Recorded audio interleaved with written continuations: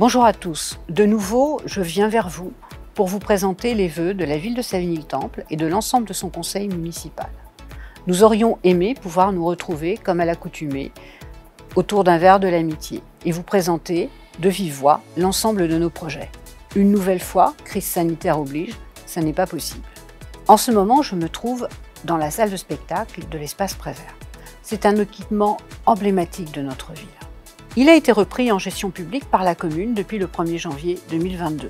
Notre objectif, en faire un véritable service culturel et public. L'Espace Prévert, c'est votre équipement et c'est à vous d'en construire le projet.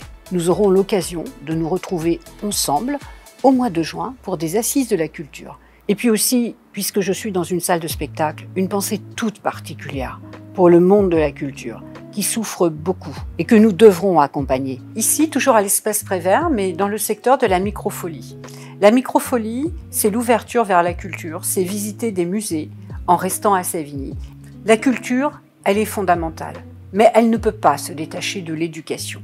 L'éducation, c'est notre autre chantier de 2022. L'éducation, c'est nos écoles, notamment nos bâtiments.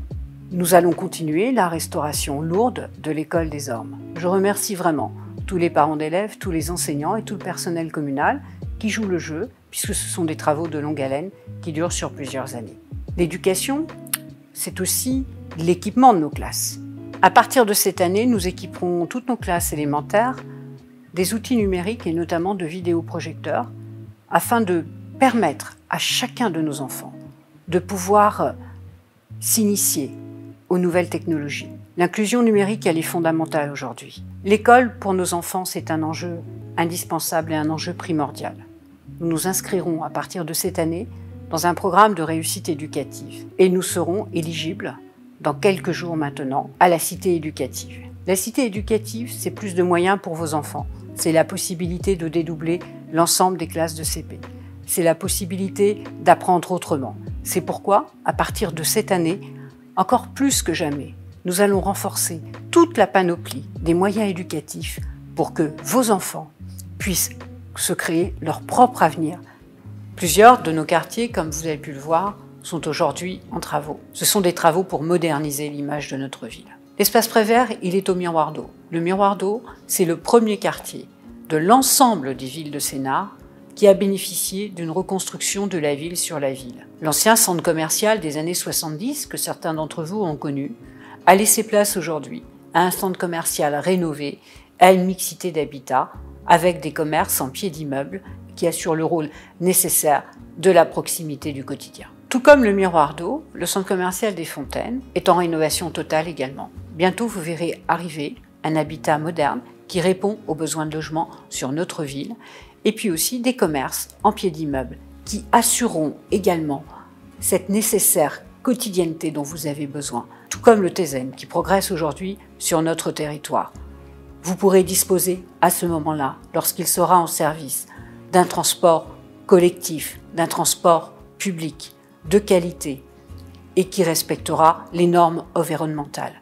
La passerelle sur le CD50, qui date de la fin des années 70, sera complètement rénovée au cours de cette année. C'était indispensable et essentiel.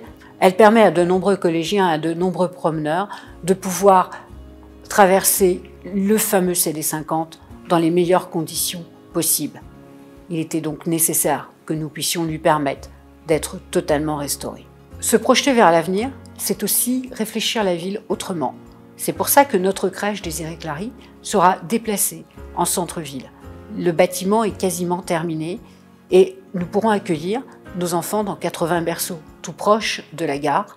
Cela correspond mieux aux utilisations et aux usages aujourd'hui des parents. Le centre-ville va bénéficier lui aussi de travaux qui vont durer plusieurs années dans le cadre de la rénovation urbaine. Et notre ville de Savigny-le-Temple mérite un centre-ville qui ressemble vraiment à un centre-ville. C'est ce que nous allons faire avec l'Agence nationale de rénovation urbaine. Nous allons complètement modifier le quartier. La place du 19 mars n'existera plus et laissera place à un grand parvis devant le millénaire. Certains habitats vont être totalement rénovés, des commerces vont être déplacés.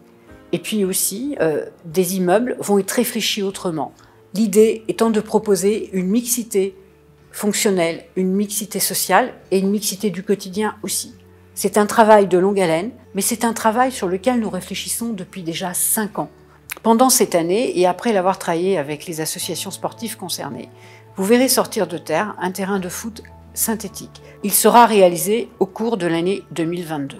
Mais les chantiers d'une ville, ce sont aussi les chantiers du quotidien, l'entretien de nos bâtiments communaux. Nous apporterons une attention toute particulière à l'église du bourg, et notamment son porche, et également à certains travaux, notamment le clocheton également, du domaine de la Grange. Il est de notre devoir d'entretenir notre patrimoine historique, celui qui finalement a permis à Savigny-le-Temple de passer les siècles.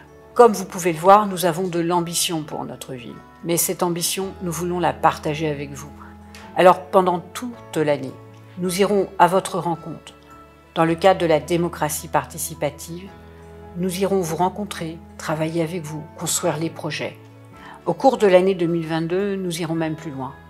Nous vous proposerons de construire ensemble un budget participatif. Il aura pour objet de vous permettre d'aménager le quartier où vous vivez et de prendre en compte aussi votre qualité d'expert. Je vous le disais au début, nous ne pouvons pas faire nos cérémonies de vœux comme nous en avions l'habitude. Alors nous vous proposons au printemps de nous retrouver lors d'une fête de l'habitant. Une fête pour vous, où nous pourrons échanger sur tous les projets dont je viens de vous parler, où nous pourrons échanger aussi sur vos besoins, sur vos envies pour notre ville, et puis partager ensemble des moments conviviaux. Depuis 2 ans, nous en sommes privés. Nous espérons tous la sortie de cette crise sanitaire. Mais le meilleur moyen de ne pas se laisser envahir par les ondes négatives qu'elle a pu procurer, eh bien tout simplement, c'est d'avoir confiance, de se dire que l'avenir il est devant nous, que nous devons le construire pour nos enfants, que nous devons le construire aussi pour nous. Alors je vous le dis tout simplement, bonne année 2022 et au plaisir de se retrouver.